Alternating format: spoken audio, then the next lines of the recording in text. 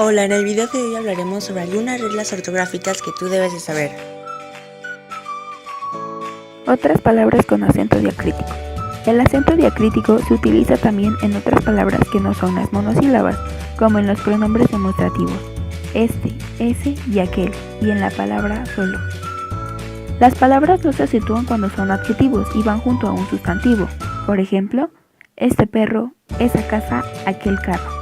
En cambio, sí se acentúan cuando son pronombres y van en sustitución del sustantivo. Por ejemplo, me refiero a este, fíjate en esa.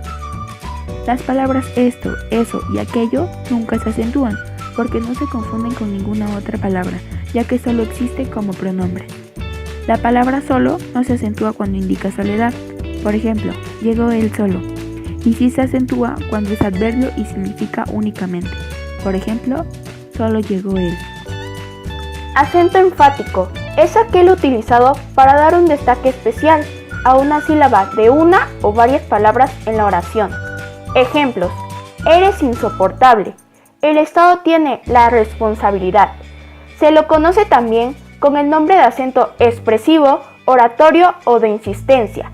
Por tanto, este tipo de acento no es estrictamente ortográfico, es decir, no está representado por una tilde en la sílaba. Señalan que palabras como cuándo, cómo, dónde, qué, quién y otras poseen acento enfático cuando son utilizadas en oraciones interrogativas o exclamativas. Ejemplo: ¿qué pasa? ¿Quién eres? ¿Cómo te llamas? Sin embargo, en la ortografía oficial se estudia a esta particular acentuación en el apartado de acentos con y sin repercusión ortográfica, y no se hace mención de los enunciados interrogativos o exclamativos. Características y usos del acento enfático. La ortografía de la lengua española señala que el acento enfático es común en los siguientes casos: en los discursos de carácter político o periodístico. Ejemplos: la profesora me manda a hacer la tarea, esa es mi habitación, tu padre no trajo un regalo.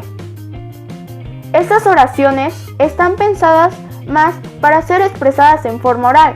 Se les resalta en mayúsculas para dar a entender que el hablante, al pronunciarlas, está realizando una mayor carga de voz en esas sílabas, precisamente para que el emisor pueda notar la particularidad tonalidad en que se pronuncia. Las palabras monosílabas son aquellas que nunca se acentúan, a no ser que se logren confundir con otra que se escriba igual, pero que su significado sea diferente. Por ejemplo, la palabra que, cuando no se acentúa, se entiende así: quiero que vengas. Y cuando se acentúa en forma de pregunta directa o indirecta, se entiende así: ¿qué es lo que quieres? Qué bonito perro tienes.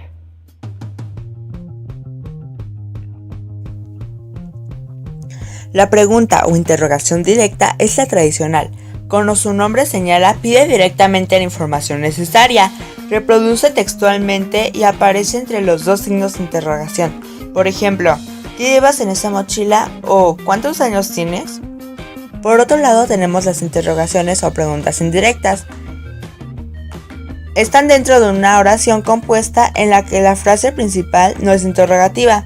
Sirven para añadir información y no aparecen entre los dos signos de interrogación. Por ejemplo, me gustaría saber qué llevas en esa mochila, o ¿te importaría decirme cuántos años tienes? ¿Qué? ¿Por qué? ¿Por qué? ¿Y por qué?